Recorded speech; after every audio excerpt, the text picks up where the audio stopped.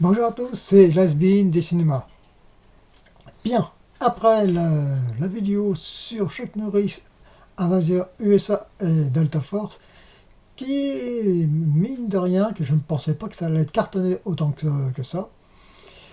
Et bon, j'espère que les personnes qui regardaient la vidéo restent jusqu'au bout. Ça, c'est mystère. Ceci étant, je tiens à les remercier d'avoir de jeter un coup d'œil sur ma chaîne. J'ai eu 2 autres abonnés, donc bienvenue.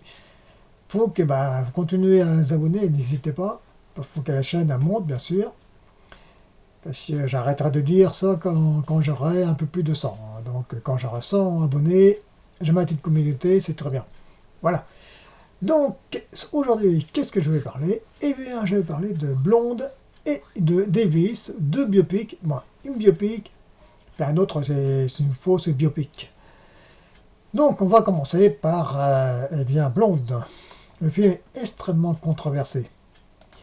Bien, donc Blonde, un film de Andrew Dominic d'après un roman que j'ai pas lu, qui c'est pas un roman linéaire, c'est pas une biopic, c'est plutôt eh bien, une exploration dans la vie psychologique de Marilyn Monroe, Marilyn Jane Baker. Donc le film, eh bien, le film joué par Anna de Armas, il y a Adrienne Brody aussi, qui est très bien d'ailleurs, qui joue dans le rôle de dramaturge. Faut que je cherche le dramaturge. Le dramaturge Arthur Miller. Adrienne Brody qui joue très bien, un petit rôle, mais très bien. On peut dire tout en retenue. Bien, donc le film a été tourné. Il est très long, déjà 2h40, tourné en format 4 tiers. C'est la vue telle qu'il voulait Andrew Dominic. Et il ne faut pas oublier que le film il a plusieurs formats. C'est-à-dire, il a le format 4 tiers tout le long du film, et par moment, il y a un format scope et 1,85. Bon, c'est pas gênant parce qu'il n'a pas fait beaucoup. 4-5 fois, mais pas plus. C'est vraiment. Et puis ça dure pendant trop longtemps. Tout le reste du film, c'est en 4 tiers. Donc,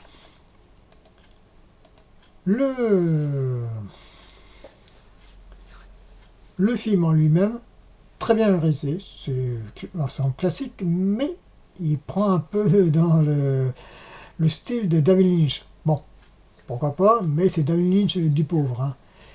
Ceci étant, le film est très... Pour moi, je reste mitigé de ce genre de film. J'aime bien, mais mitigé. Pour plusieurs raisons. Andrew Dominic, il a expliqué, ce film-là, il a attendu 10 ans avant de le faire, 10 ans, 15 ans. Il y a des problèmes de production, etc. Il a trouvé l'actrice principale, il y avait d'autres actrices qui étaient prévues, mais c'est Anna de Armas qui a été choisie. Bon, probablement, elle sera nommée aux Oscars, mais de là à l'avoir, je ne suis pas très sûr que ça. Quand on voit la VF, on fait un peu bébête. Mais c'est la VF. Ceci étant, Andrew Dominic, il disait que le film n'a pas été fait s'il n'a pas eu l'affaire MeToo.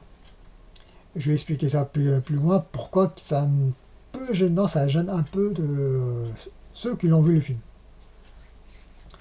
C'est pas une biopic, c'est une incursion dans du point de vue psychologique de Norman Jane Baker. Et c'est les personnages Marilyn Monroe. Je ne connais pas 100% de sa vie. J'ai un bouquin, c'est pas le roman. J'ai celui-là. C'est Don Wolf, c'est Enquête sur un assassinat. Bon, c'était à l'époque qui m'intéressait, c'est sur John Kennedy, parce qu'elle avait une relation avec John Kennedy.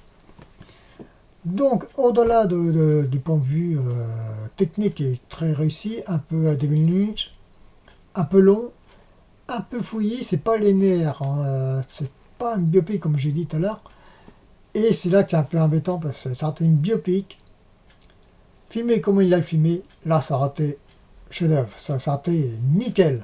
Sauf que c'est une descente aux enfers. Une descente aux enfers, pas vraiment pour Elvis, mais là c'est quasiment une descente aux enfers de Marilyn Monroe dans le monde du cinéma, et puis les gens qui l'entourent. Et c'est très glauque, très cru, des scènes qu'on voit à moitié à poil, là, je ne vois pas l'utilité, mais ceci étant, parce que c'est pas une actrice philosophique, hein, bon, c'est pas Brigitte Lahaie, hein, donc désolé, mais bon, c'est mon point de vue personnel. L'histoire, comme je l'ai dit, c'est un peu cafouillée, d'une certaine façon. C'est d'après un roman non biopique, donc je l'ai pas lu, donc c'est pour ça qu'il faut soit vous regarder le téléfilm qui il est sur YouTube, soit en 2 parties, soit en 1 heure, 3 heures, soit ce livre-là, il y a d'autres biopics, il y a d'autres émissions sur la vie de Marilyn Monroe pour bien s'insérer dans ce film-là, sinon vous allez rien comprendre. Ceci étant, ça passe des couleurs noir-blanc, 4 tiers, scope 1.85, bon, ça gêne pas trop. Mais comme je vous dis, c'est une incursion dans le point de vue psychologique de Marilyn Monroe et Norman Jean Baker. Très cru, très glauque, très sombre.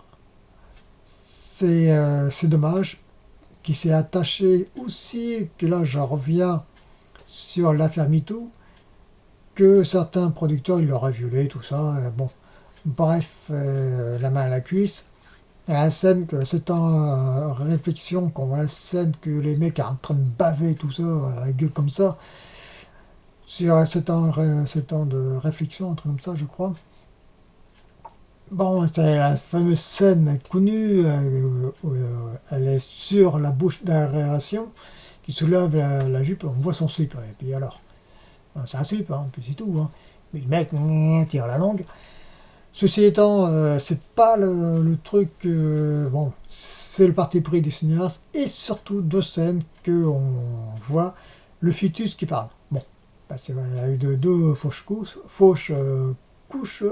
apparemment. Elle a fait. Je recherche mon truc. Voilà, parce que je regarde dans mon bouquin aussi, apparemment. Elle a fait 2 avortements, donc elle voulait avoir des enfants, puis elle recherchait son père. Et ça axe beaucoup sur la perte de son père, entre guillemets, parce qu'elle recherchait son père, hein, ça c'est vrai ça. Et donc, bien sûr, il y a aussi, bien sûr, à la fin de sa vie, entre guillemets, que la consommation de médicaments, tout comme Elvis. Hein.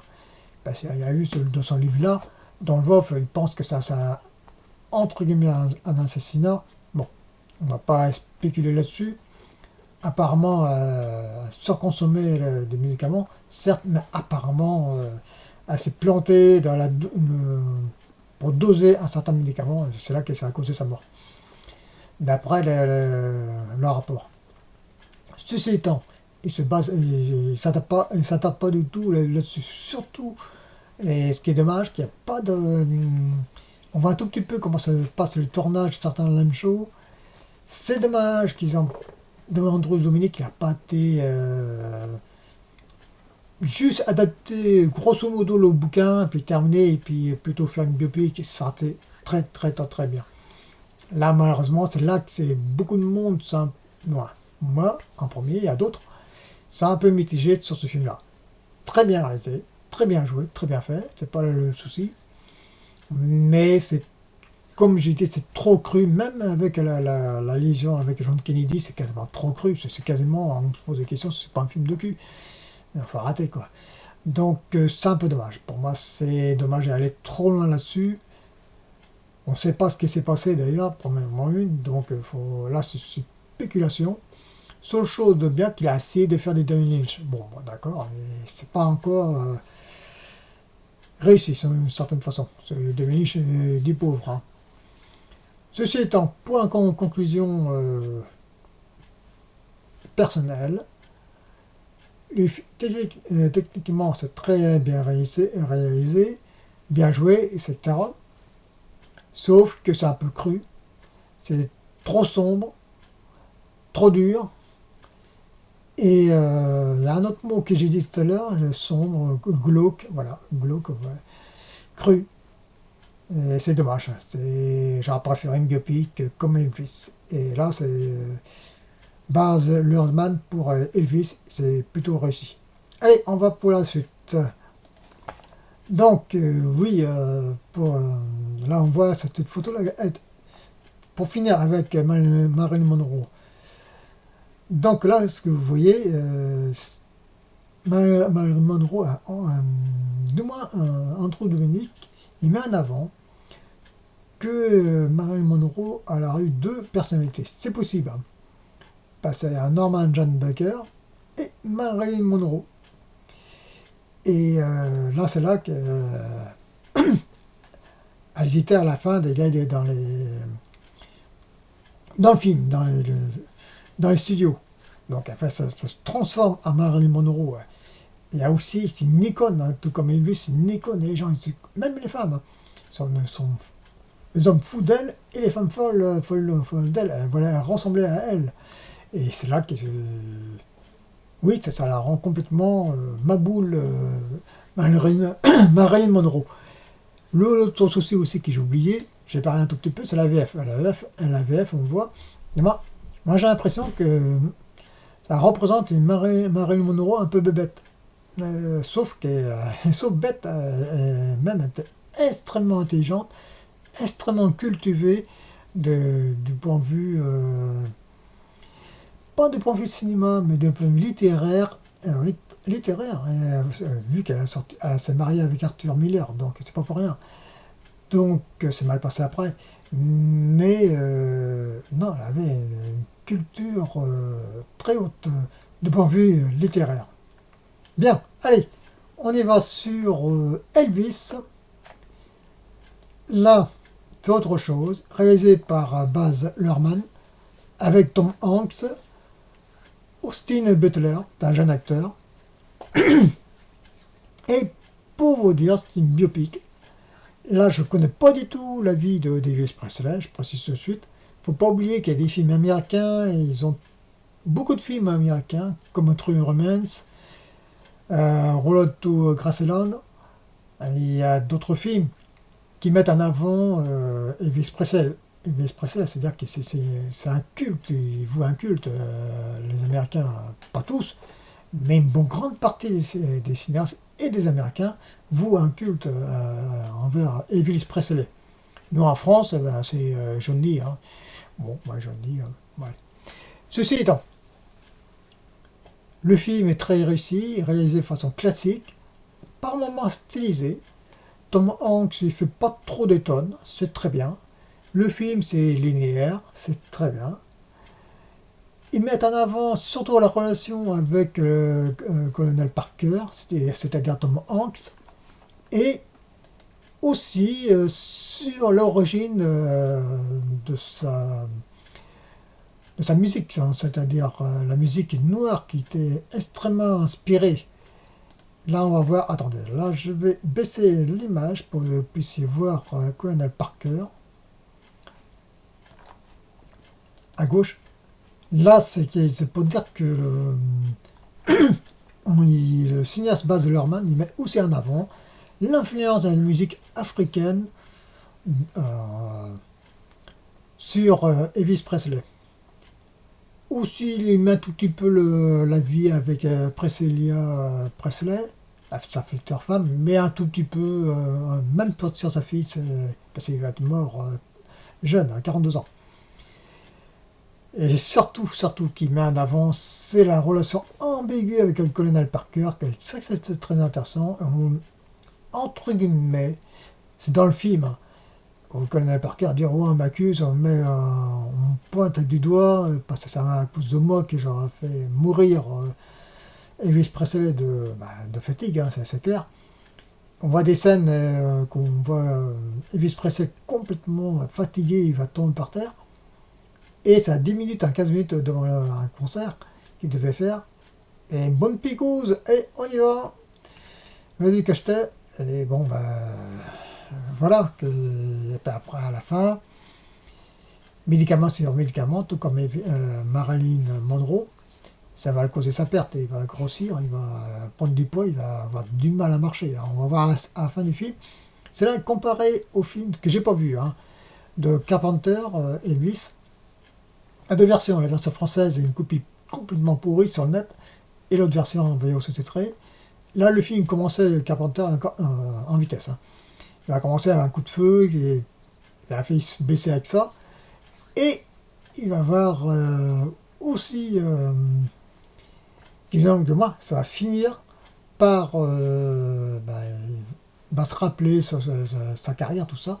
Ça va finir sur la façon le retour d'Elvis dans Las Vegas. Bon, et ça a arrêté là. Là, par contre, ça va au-delà de Las Vegas. C'est comme le cinéaste. Il met en avant, c'est une cage dorée. Est-ce qu'il va causer sa perte à Elvis d'ailleurs. Et aussi, à la fin, ils mettent le doigt que un peu une certaine déchéance de Elvis Presley. C'est là qu'apparemment, peut-être sa femme, Priscilla Presley, sa fille, moi, parce qu'elle est complètement ruinée, surtout Priscilla Presley, elle a peut-être mis, non, on ne sait pas, hein, peut-être une certaine pression de ne pas parler trop, cette déchéance de Elvis Presley. Le jour qu'elle sera plus là, forte chance, on va en parler. Donc voilà, ouais, 16 minutes, c'est déjà pas mal. Donc je vais arrêter là. Le film est excellent, supérieur à Blonde, même si Blonde est très bon aussi, hein, mais trop, comme je dirais, trop glauque, trop cru. Et je préfère celui-là, bon, un peu plus abordable, c'est d'une certaine façon. Mais c'est une bonne biopic, l'autre c'est pas une biopic, c'est pour ça. Hein. Donc, entre une descente en enfer pour Blonde, et pareil, une descente en enfer aussi pour Elvis, parce qu'à la fin, c'est une cage dorée pour quand il faisait ses concerts à Las Vegas. Hein. Donc, voilà, grosso modo, parce que je connais pas la vie d'Elvis Presley, j'ai pas vu la version de John Carpenter, voilà. Donc, voilà pour ces deux films. La petite bombe blonde, comme j'avais fait une vidéo avec Athéna, et ouais, c'est une bombe d'un sens, parce que ça a divisé la communauté quand même. Et Elvis, moi, parce qu'Elvis, tout simplement, bon, c'est réalisé de façon linéaire, classique, stylisé par moments, aussi long que Blonde, à 2h40. Donc, deux bons films à voir, un plus abordable, l'autre un peu plus difficile à voir. Voilà. Donc, je vais vous laisser passer 12 minutes, ça fait beaucoup quand même. Hein. Allez, à la prochaine. Vous en faites pas, il y aura d'autres Chuck Norris, je prévois plus tard voir des Bruce Lee, parce que j'aime bien Bruce Lee. Donc, ça c'est pour plus tard. Et oui, j'ai vu qu'il y a 400 vues, quoi, c'est déjà pas mal. Bon, on va voir pour la suite. Allez, je vous laisse, et à la prochaine.